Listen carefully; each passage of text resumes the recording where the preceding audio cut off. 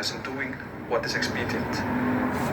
What do you say to those viewers that don't pursue their dreams and are locked in their careers because they're too afraid to take risks and pursue something meaningful? Well, the first thing I would say is, well, you should be afraid of taking risks and pursuing something meaningful.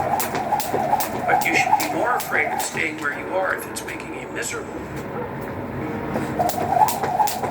You're paying a price by sitting there being miserable. You might say, well, the devil I know is better than the one I don't. It's like, don't be so sure of that. The clock is ticking. And if you're miserable in your job now and you change nothing, in 5 years you'll be much more miserable and you'll be a lot older.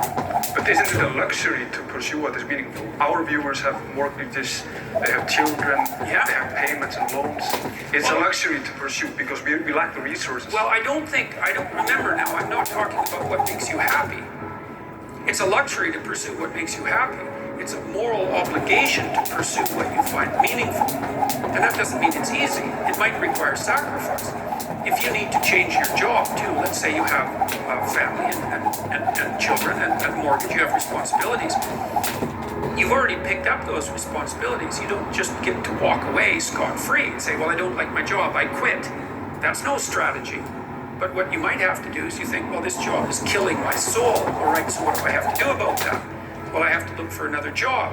Well, no one wants to hire me. It's like, okay, maybe you need to educate yourself more. Maybe you need to update your curriculum vitae, your resume. Maybe you need to overcome your fear of being interviewed. Maybe you need to sharpen your social skills. Like, you have to think about these things strategically. If you're going to switch careers, you have to do it like an intelligent, responsible person. That might take you a couple of years of effort to do properly.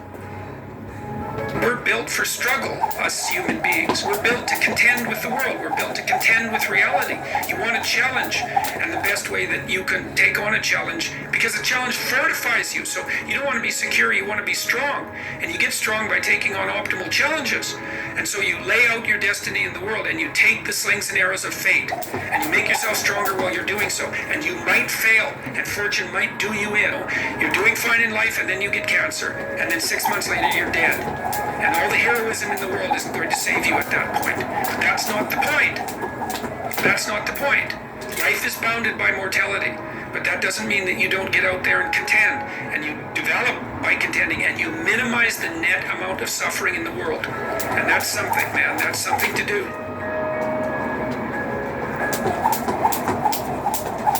Compare yourself to who you were yesterday, not to who someone else is today. Because you need to have a hierarchy of improvement. You need to be aiming for something, and that means you're going to be lesser than people who've already attained along that dimension. So the question is, who should you defeat in the final analysis? And the answer is, you should defeat your former self. You should be constantly trying to do that. And you're the right control for yourself too, because you're the one who's had all your advantages and disadvantages. So if you want to compete fairly with someone, then you should be competing with you. If you're improving yourself, then what you are doing is competing with your lesser self. And then you might also ask, well, what is that lesser self? And that lesser self would be resentful and bitter and aggressive and vengeance-seeking and all of those things that go along with having a negative moral character. And those are things that interfere with your ability to progress as you move forward through life. So it's very necessary to understand that this is why, I've been stressing this idea of personal responsibility. Personal responsibility is to compete with yourself, is to be slightly better than yourself the next day. And it's better in some way that you can actually manage, and that's humility. Like, well, I'm a flawed person, I've got all my problems. Could I be as good as person X? It's like not the right question. The right question is, could you be slightly better tomorrow than your currently flawed self? And the answer to that is, if you have enough humility to set the bar properly low, then you could be better tomorrow than you are today. And you might say, well, what's the right way of being in the world, if there is such a thing? And